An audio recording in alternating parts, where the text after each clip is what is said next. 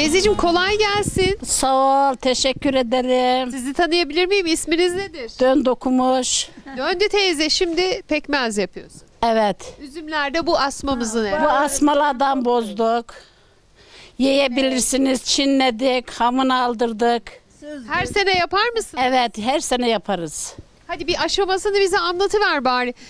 Şimdi asmadan üzümü aldık. Evet. Sonra Onu kasanın içine koyuyoruz. Kasadan çuvalın içine koyuyoruz. Çinliyoruz. Süzüyoruz. Ondan çamura yatırıyoruz. Tekrar süzüyoruz. Bunu katıyoruz aranıya. Kaynıyor böyle. kaynıyor. Bu kadar pekmez ne kadar üzümden oluyor? 3 kasa. 3 kasa, 4 kasa olabilir. Ne Evet. kadar kaynatmak gerekiyor? 2 saat. 1-2 saat daha kaynatabiliriz bunu. Ondan ki mendiriz. Peki bunun püf noktası ne? Tüm noktası. Ay. Güzel pekmez için neye dikkat etmek gerekiyor? Kaynatmasına. Kaynatmasına. Süreyi iyi ayarlayın. Evet, öyle ya. Az da olmayacak, çok da olmayacak. Tamam, öyle olacak. Azar normal. Ne zaman öğrendin pekmez yapmayı? Kimden öğrendin sen? Annemgilden öğrendim. Anneden. Annemden öğrendim, annemden öğrendim. Hı hı. Ben de bunları yapmak istiyorum. Yıllardır Evet. Çocuklarınıza öğrettiniz mi? Hayır, öğretmedim. Bilmiyorum. Onlar görmedi ya. Onlar görmedi, yabandılar onlar. Ben yapıyorum, bundan çocuklarıma gönderiyorum. Kendi üzümlerinden Evet. kendi pekmezlerini yiyorlar.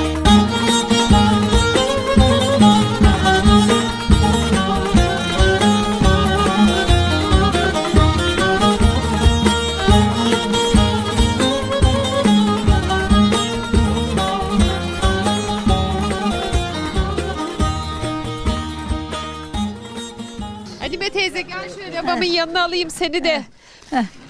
Sen nasılsın, iyi misin? İyiyim kızım şükür. Şükür Allah'ıma. Binlerce şükür kızım. peki. Sizleri gördük daha iyi olduk. Evet. Pekmezi hepsi her sene birlikte mi yaparsınız? Araba yapıyoruz denk Siz geldikçe. akraba mısınız? Akrabıyız. Teyzemin kızı. Teyze kızları. Ha, o da halamın oğlu. Ay ne güzel. Pekmezin püf noktası iyi kaynatmak İyi dediniz. kaynatmak ha. Ondan Onu başka- önemmemek. Hı hı. Güzelce kaynatacaksın, yakmayacaksın, dibini tutturmayacaksın. O. Sen de annenden mi öğrendin teyze? Anamdan öğrendim. Ya, analardan miras. Çocuklara kaldı mı? Çocuklar yabanda döndünün dediği Seninkiler de bilmiyorlar. bilmiyorlar. Bağı da yok zaten çocukların. Hep işe gidiyorlar. Selam ediyorsun hepinize. Gözlerinizden öpüyorsun. Hadi. Allah'a emanet olun. Allah'a emanet olun kızım. Hadi. Kınık'tan, memleketten çocuklara selam diyoruz o zaman. Selam. Ellerinize sağlık. Siz de sağ olun. Hepinize de sağlık.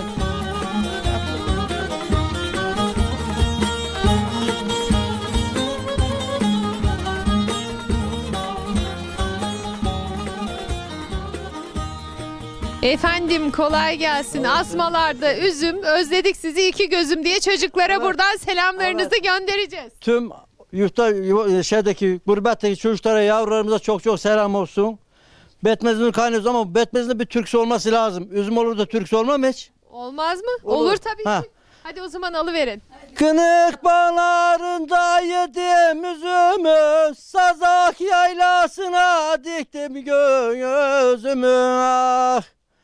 Vardım baktım yaylasında yokmuş, yeşil çimenlere sürdüm yüzümü, gelin yüzümü. Vardım baktım yaylasında yokmuş, yeşil çimenlere sürdüm yüzümü, gelin yüzümü. Ayrık biter tarlalarında, yiğit yatar güzellerin koynundan. Ah. Gülmemeler silsem yarın boynuna, akan gözyaşlarım silmez oluyor, gelin oluyor. Bizim kumbarlarımız var. Bu üzümler orada yetişir. Esas üzüm türküsü oradan gelir. Köyün ilk yerleşim mahallesi burasıymış. Yani İbiri'den buraya göç etmişler. Biz atalarımızdan öyle duyduk. Burada yerleşmişler. Buradan köy dağılmış, büyümüş. Esas bizim konaklamamız İbiri. Muhtarımız göstermiştir. Oradan buraya gelmişler. Burada yerleşmişler. Esas dağılım merkezi Gınık İlk toplanma merkezi Esentepe Mahallesi. Bu mahalleden dağılmışlar. Allah razı olsun bu memleketimizde bize koyup giden ebelerimizden, dilerimiz, atalarımızdan. Allah nur içinde yatsın. Yapacak Hepsi şey yok. nurlarda yatsın diyoruz. Kınık'tan da herkese selam.